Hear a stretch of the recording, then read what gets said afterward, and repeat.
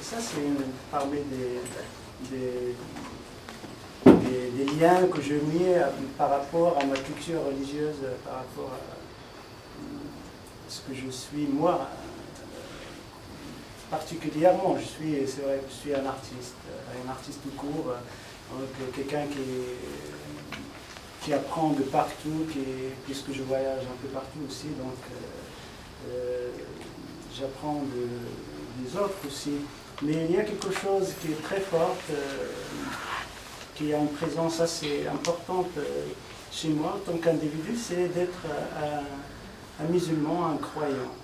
Et c'est quelque chose qui enrichit plutôt que m'enferme.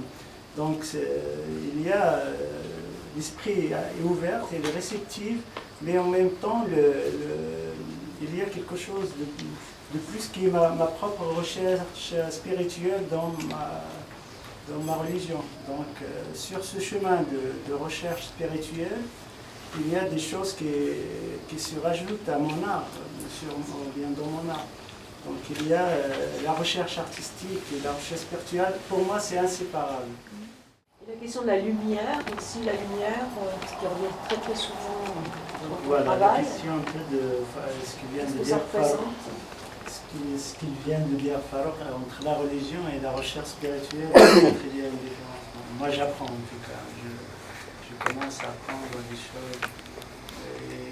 Et sur mon chemin de recherche spirituelle, il y a des choses qui peut-être se reflètent dans mon travail.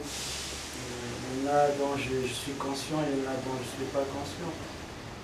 Et justement, là, on parlait tout à l'heure de l'orientation vers la Mecque, des chiffres qui viennent de la religion, donc c'est des choses qu'on connaît tous, les musulmans.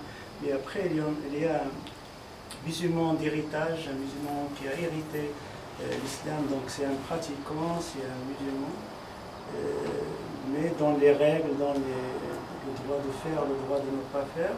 Et après, il y a, au-delà de ça, il y a quelqu'un qui est à la recherche d'autre chose plus que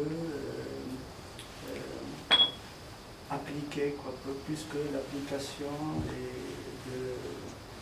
des règles de la religion, de sa religion. Et il cherche le sens, plus que le geste, il cherche le sens du geste. Voilà. Donc c'est là où je peux revenir à l'idée de la lumière, par exemple. Donc moi, à partir de 2002, j'ai utilisé la première fois la lumière et j'utilise juste avant, j'utilisais depuis 1998 jusqu'en 2002, j'utilisais assez souvent un seul matériau. Donc c'est des travaux, vous allez voir dans les diaporamas, il y a des périodes où on voit qu'une seule couleur, une seule matière. Donc j'insistais sur l'idée de répéter une seule forme avec le même matériau. Et après, il y a la lumière qui rentre dans le travail. Donc pour moi, cette lumière représente le côté impalpable, immatériel, spirituel, des choses qu'on ne peut pas matérialiser, comme l'âme, comme la foi, comme le souffle, des choses voilà, qu'on ne peut pas... Comment elle t'est venue, Younes, l'idée de faire une gorfa qui soit interactive finalement, puisque comme tu disais, tu es parti de l'idée des traces d'abord sur le sol, ensuite tu as fait une gorfa juste avec la lumière à l'intérieur, ensuite tu es arrivé à cette gorfa qui est interactive, et la prochaine c'est donc dans la campagne.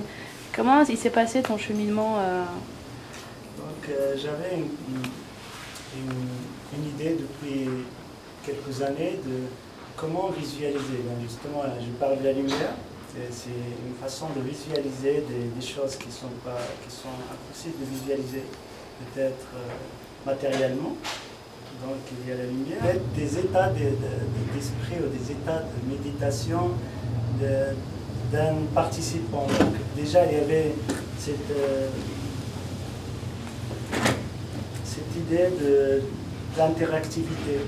Donc je voulais que le public participe dans l'œuvre, qui fait quelque chose, c'est lui qui déclenche quelque chose dans l'œuvre. Donc si on voit encore des images, il y a des œuvres où on a la lumière, mais c'est des lumières déjà qui sont allumées et qui restent comme ça pendant dans l'exposition. Et là, j'ai essayé de rentrer le public, qu'il soit actif quelque part, que c'est lui-même, avec son participation, mais pas qu'une simple participation d'appuyer sur un bouton, mais quelque chose de plus, quelque chose de plus profond. Donc j'avais une idée comme ça, juste avant l'existence de l'idée de la repas. C'était des formes un peu de les tipis, c'est ça, les Indiens. Donc c'est des tentes avec une forme conique. Et la forme conique pour moi, c'est une forme qui représente quelqu'un qui est assis en tailleur, comme moi maintenant. Donc c'est une forme comme ça. Donc je voulais que ce soit des tipés, des formes de tipés qui enferment quelqu'un à l'intérieur. Et en rentrant en méditation, c'est le même principe. Donc en étant son mouvement, ça déclenche un programme qui allume les lumières.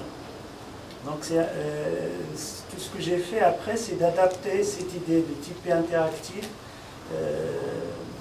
avec l'idée de la repas. Donc ça a donné un repas interactif. Voilà. Donc c'est un peu ça l'idée. On peut considérer que l'intérieur de la Gorfa, c'est un espace mental. Un espace mental. Explique-moi. Eh ben, c'est comme si on était dans la tête de... Enfin, on rentrait, c'est la tête, on est à l'intérieur de la tête, on médite, enfin, tu vois, c'est la spiritualité qui réagit sur l'extérieur, qui est le physique. Enfin, je sais pas... Parce que la spiritualité... Oui. Non, mais bon... Entre mental et là-dedans. Est-ce que ça peut représenter... Mental, c'est à l'intérieur du cerveau. Le cerveau, oui, ben, pour moi, c'est... Je ne sais pas où est la foi. Voilà, c'est pas ça, où elle se voilà, situe. C'est ça, justement. C'est pour ça que je me suis arrêté sur le mot mental, parce que pour moi, c'est pas que la tête, mais c'est entre les deux. C'est un va-et-vient, en fait, entre le cœur et la tête. Entre le cœur et la tête. Je sais pas, ça dépend de celui qui vit l'expérience. Ça, c'est des choses qui sont difficiles à raconter. C'est des choses qu'on vit, on réalise. Donc, parlons de l'art au Maroc.